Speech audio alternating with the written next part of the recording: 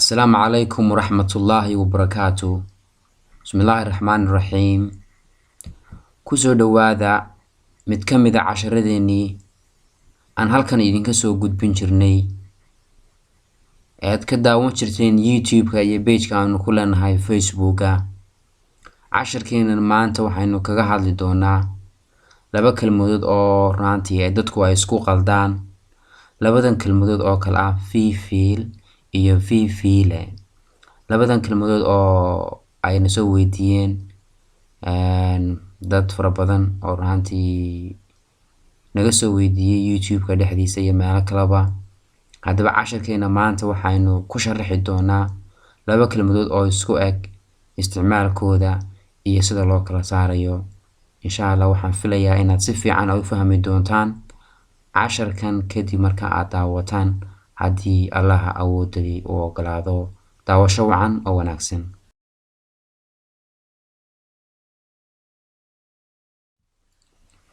casharkeena waxaan ka bilaabaynaa waa saddex kelmadood, waa fee iyo feel iyo markaasi feele. Fee waxay u dhigantaa Soomaaliga ama Ingiriisiga waxay u dhigantaa how. Fee waxay u dhigantaa how. Soomaaligana waxay noqonaysaa sidee. Feel Ingiriisiga waxay u dhigantaa how much. Soomaaligana waxay noqonaysaa waa imisa. Feele Ingiriisiga waxay u dhigantaa how many. Soomaaligana waxay noqonaysaa waa imisa. Haddaba labaduba macnahoodu Soomaaliga waa imisa iyo waa imisa weeyaan, laakiin waxaynu maanta fahmi doonaa sidee u kala isticmaal duwan yihiin baan arki doonaa. Waxaan soo qaadanayaa kelmadda ugu horeysa oo ah feeda. Feedu iyadu way iska fududahay oo iyadu uma eka. Matalan tusaale ahaan wie machst du das. Wie machst du das sideed u samaysay taas weey. Wie machst du das sideed u samaysay taas. macnaha wie waxay u dhigantaa sidee. Haddii aan tusaale kale soo qaato wie geht's iska waran weey. marka feedu iska waran sidee tahay bay noqonaysaa ama iska waran. Wie spät ist es. Wie spät ist es waa imisadii waqtigu. Wie spät ist es marka isticmaalka wie isagu waa uu iska fudud yahay oo waa la fahmi karayaa, laakiin waxa aynu doonayno inaynu si fiican u sharaxno waxa weeye waa feel iyo feele. haddaba la soco casharka intiisa kale. weli waxa inoo socdaa kelmadda fee oo aynu weli sii wadayno. Wie alt bist du oo macnaheedu yahay imise jir ayaa tahay. Wie alt bist du imise jir ayaa tahay. marka veedu intee oo sano ayaa jirtay ama imise jir ayaa tahay bay noqonaysaa macnaheedu. Wie groß ist sie. Wie groß ist sie waa intee dhererkeedu iyada. macnaha sie waxa weeye waa gabadh. marka estu ay yar tahay esta klein geschrieben marka es yar la qoro sidaas waxay noo sheegaysaa waa gabadha weeye. marka wie groß ist sie waa intee dhererkeedu iyada. Wie schnell fährt dhaqsahee ayuu u wadaa gaariga. marka wie schnell fährt wie schnell fährt dhaqsahee ayuu macnaha u wadaa gaariga ama shay kale ha wado ama gaari ha wado. macnaha waxa weeye wie schnell fährt wie schnell fährt dhaqsahee ayuu u wadaa marka gaariga. marka taasi waa isticmaalka wie. marka wie isticmaalkeedu san hore u soo sheegay waa iska fudud yahay. haddaba halkan waxaynu kaga hadli doonaa waa feel iyo feele. haddaba haddii aynu soo qaadano feel Ingiriisiga waxay u dhigantaa how much. Soomaaligana waxay noqonaysaa waa imisa. haddaba feel sidee loo isticmaalayaa ayaa meesha taala. haddaba kelmaddan feel waxa had iyo jeer laga horeysiinayaa feebabka iyo markaasi magacyada kelida ah ama singularka waxa loo yaqaano ayaa laga horreysiiyaa. oo halkan Soomaaliga waxaan ku qoray feebabka hortooda iyo magacyada kelida ah hortooda ayaa la dhigaa fiifil. Ingiriisigana waxay noqonaysaa in front of verbs or singular nouns. marka singular nounska magacyada singularka kelida ah iyo feebabka ayuunbaa laga horreysiiyaa fiifil. marka fiifil laba bay ka horreyn kartaa. waxay ka horreyn kartaa ama feeb bay ka horreyn kartaa ama magacyada kelida ah ee aan jamaca ahayn ayuunbay ka horreyn kartaa. halkanna waxaan ku arkaynaa isticmaalada tusaalaha koowaad haddii aan soo qaato wie viel kostet das waa imise qiimihiisu kaas. wie viel kostet das waa imise qiimihiisu kaas. marka wie viel waa inagii soo sheegnay. kostet waxa weeye waa feeb. marka wie viel waxay ka horreysaa had iyo jeer feebabka ayuunbay hortooda timaadaa ama waxay timaadaa singular nounska ama magacyada kelida ah hortooda ayay timaadaa. marka wie viel kostet das waa imise qiimihiisu kaas. marka wie viel waxaa ka horreeya maxay? feeb baa ka horreeya, feebka ah kostet. marka sidaa ay fallaadhu tilmaamayso waxa weeye kostet waa feeb. feeb haddii dadka qaar ba laga yaabo inay feeb garan waayaan, macnaha waa ficil weeye. waa ficilka sheegaya xarakada qiimaha. waa imise qiimihiisu ku kacaya. macnaha kelmadahaas oo dhan ba wax loo yaqaanaa feeb. insha Allah waynu ka hadli doonaa cashar kale in kaga hadli doonaa feeb iyo waxa uu yahay iyo waxyaalo kale. waxyaalahaas oo dhan iyagoo maaragtay si fiican loo sharaxay. marka wie viel had iyo jeer waxay ka horreysaa ama feeb hortii bay timaadaa ama singular noun hortii unbay timaadaa. marka imika waxaan halkan ku arkaynaa wie viel kostet das. kostet waa feeb. marka wie viel ayaa ka horreysa. marka wie viel had iyo jeer waxay timaadaa feebka ka hor bay timaadaa ama singular noun nomanka had iyo jeer magacyada kelida ah hortood unbay timaadaa.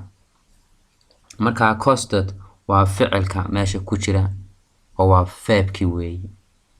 haddii aynu hore sii soconno wie viel Geld hast du imise lacag ayaad haysataa. wie viel Geld hast du imise lacag ayaad haysataa.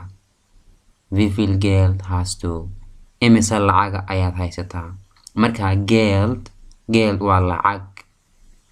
macnaha waxa weeye waa singular noun, waa noman. waxa weeye lacag marka la yidhaahdo waa magac. macnaha waa shay keliya weeye, keli u muuqda.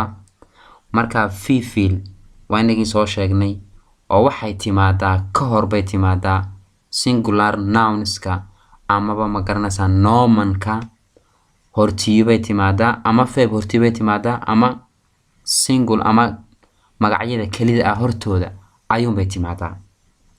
marka wie viel Geld hast du. marka Geld waa noman waana singular noman. macnaha waxa weeye waa magac keliya weeye oo Geld jamac maaha ee waa keli weeye. marka wie viel saasay meesha ku timid. wie viel Geld hast du imise lacag ayaad haysataa. haddii aan tusaalaha kale aan kusii socdo wie viel Milch brauchen wir zu Hause imise caano ah ayaynu guriga uga baahannahay. wie viel Milch brauchen wir zu Hause. wie viel Milch brauchen wir zu Hause imise caano ah ayaan guriga uga baahannahay. Milch waxa weeye singular noman. waxa weeye waa magac keliya. marka sababtaa darteed bay wie viel loo geliyay meesha. marka wie viel Milch maadaama Milch tahay singular noman sidaa darteed bay ay u soo gashay meesha wie viel. marka sida ay fallaadhu tilmaamayso waa singular. Milch waa singular. Geld na waa singular. marka maadaama yihiin singular noman wie viel baa meesha imanaysa oo wie viel Geld bay noqonaysaa. marka wie viel Milch brauchen wir zu Hause imise caano ah ayaynu guriga uga baahannahay. marka Milch haddii meesha taalo wie viel baa meesha gelaysa. marka wie viel Milch brauchen wir zu Hause markaa sidaas bay tahay inaad u fahanto. haddii aan tusaale kala soo qaato wie viel Käse brauchen wir heute?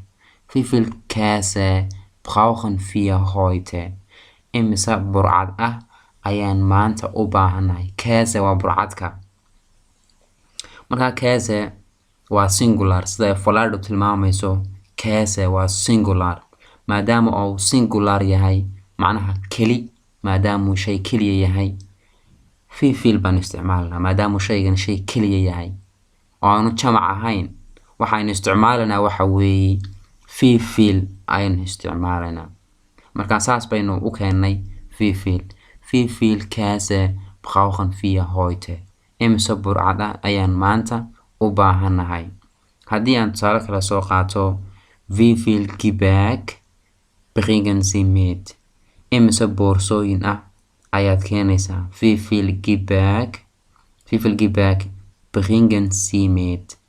imisa boorsooyin ah ayaad keenaysaa. markaa Gepäck waxa weeye boorsooyin waa boorso macnaha boorso luggage weeye. markaa luggage-ka waxaa la yidhahdaa waa alaabooyin wada socda. markaa alaabaha wada socda hal baynu ka soo qaadanaynaa. Gepäck waa singular ahaan bay markaa ayaynu soo qaadanaynaa Gepäck. markaa Gepäck waa singular noun. marka maadaama Gepäck ay tahay singular sababtaa darteed baynu meesha usoo gelinay wie viel. markaa wie viel Gepäck bringen Sie mit? imisa boorso macnaha boorsooyin oo wada socda macnaha ayaad keenaysaa. markaa keli weeye Gepäck oo jamac maaha. markaa cashirkan maanta halkan waxaad ka fahantay wie viel inay timaado ka hor ma garanaysaa feebabka ka hor iyo ma garanaysaa nomanka ah singularka ka hor inay timaado. labadaas unbay ka hor iman kartaa. ama feebbay hortii imanaysaa ama waxay imanaysaa singular noman magacyada kelida ah hortood ayuunbay imanaysaa wie viel.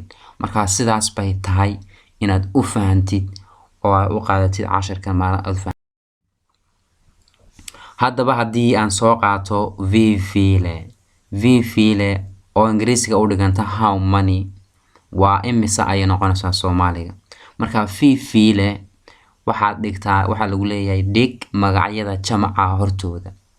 put plural nouns ingiriisiga waxay noqonaysaa put plural nouns macnaha waxaa la dhigayaa magacyada maaragtay jamaca hortooda ayaa la dhigayaa. marka waxay noqonaysaa tusaale ahaan haddaan soo qaato wie viele Bananen isst du täglich? imisa xabo oo muus ayaad cuntaa maalintii. marka wie viele Bananen imisa muus isst du täglich ayaad cuntaa maalintii. marka Bananen waa jamac waa muus fara badan weeye. marka Bananen waa plural sida ay tilmaamayso Falado waxa weeye plural weeye macnaha waa jamac. marka maadaama oo ay tahay Bananen maadaama oo ay tahay jamac sababtaa darteed baynu ugu horreysiinay wie viele. marka wie viele Bananen isst du täglich? imisa xabo muus ayaad cuntaa maalintii. marka wie viele had iyo jeer waxay timaadaa magacyada maaragtay jamaca hortooda timaadaa. jamac unbaa laga horreysiin karaa. marka wie viele had iyo jeer waxay la shaqaysaa maxay? waxay la shaqaysaa waa jamaca oo keliyata. marka wie viele Bananen isst du täglich? imisa xabo muus ayaad cuntaa maalin kasta. marka täglich waa maalin kasta. marka haddii aynu kusii soconno wie viele Tage besucht ihr uns? imisha cisho ayaadna soo booqanaysaa annaga. wie viele Tage besucht ihr uns? imisa cisho ayaadna soo booqanaysaa annaga. marka Tage waa ayaamo weeye. marka sida Falado tilmaamayso waa jamac weeye. marka maadaama Tage ay tahay jamac sababtaa darteed baynu ugu horreysiinay wie viele oo waa inagii soo sheegnay in wie viele ay la shaqaynayso nomanka jamaca inay jamaca la shaqayso. marka wixii jamaca ayuunbay la shaqaysaa wie viele. marka saa darteed baynu u nidhi wie viele Tage besucht ihr uns? imise cisho ayaadna soo booqanaysaa annaga. marka sidaas bay tahay inaad u kala garato oo aad u fahanto. Haddii aynu hore ugu sii soconno, wie viele Stunden bleibst du wach? Imise saacadood ayaad soo jeedaysaa? Wie viele Stunden bleibst du wach? Imise saacadood ayaad soo jeedaysaa? Wie viele Stunden bleibst du wach? Markaa wach waxa weeye soo jeeditaankii weeye. Wach auf haddii la yidhaha macnaha toos weeye. Macnaha imise saacadood baad soo jeedaysaa? Markaa Stunden waa saacado weeye. Markaa maadaama Stunden ay tahay jamac ay tahay, sidaa darteed baynu wie viele aan meesha usoo gelinay oo inagii soo sheegnay in wie viele ay la shaqaynayso jamaca inay la shaqaynayso. Markaa sida Falado ay tilmaamayso, Stunden waa plural weeye. Haddii aan hore ugu sii soconno, wie viele Städte besucht Angela Merkel in einem Jahr? Imise magaalo ayay booqataa Angela Merkel sanadkii? Wie viele Städte besucht Angela Merkel in einem Jahr? Imise magaalo ayay booqataa Angela Merkel sanadkii? Markaa Städte waxa weeye Stadt waxa weeye magaalo, hal magaalo Stadt. laakiin haddii la yidhahdo Städte waxa weeye macnaha magaalooyin weeye. Markaa jamac weeye. sida Falado ay tilmaamayso waa plural weeye, waa jamac. Markaa wie viele ayaan ka horeysiinay. Markaa wie viele had iyo jeer waxay la shaqeysaa waa jamaca weeye. Markaa sidaas ayaa lagaa rabaa inaad u fahantid oo aad ku kala garatid wie viel iyo wie viele. Haddaba casharkeena maanta waxaynu kusoo koobaynaa inahaas. Waxaan rajaynayaa inaad kala fahmi doontaan isticmaalka labada kelmadood ee wie viel iyo wie viele.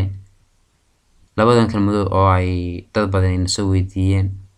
Insha Allah waxaan rajaynayaa inaad imika fahanteen. Markaad videogan daawataan kadib inaad fahmi doontaan. Haddiiba aad wax fahmi weydaan ama madmadow kale idinka sii galo, way idin furan tahay inaad soo weydiisaan. Insha Allahna wixii aqoon ay ku dhaana waan idin soo gudbin doonaa haddii Allah awood leh ogolaado. Waa anigoo Saxardiid SMS ah iyo asxaabtayda kale Aadan Maxamed Sheekh iyo dhammaan Maxamed Ilka Xasi, dhammaan asxaabta qaaliga oo idinkaga tegina sidaas iyo ammaano Allah iyo wassalaamu calaykum waraxmatullaahi wabarakaatuh. Intaan ku kulmi doono casharkan oo kale ah, waxaan idin leeyahay sidaas iyo ammaano Allah. Wassalaamu calaykum waraxmatullaahi wabarakaatuh.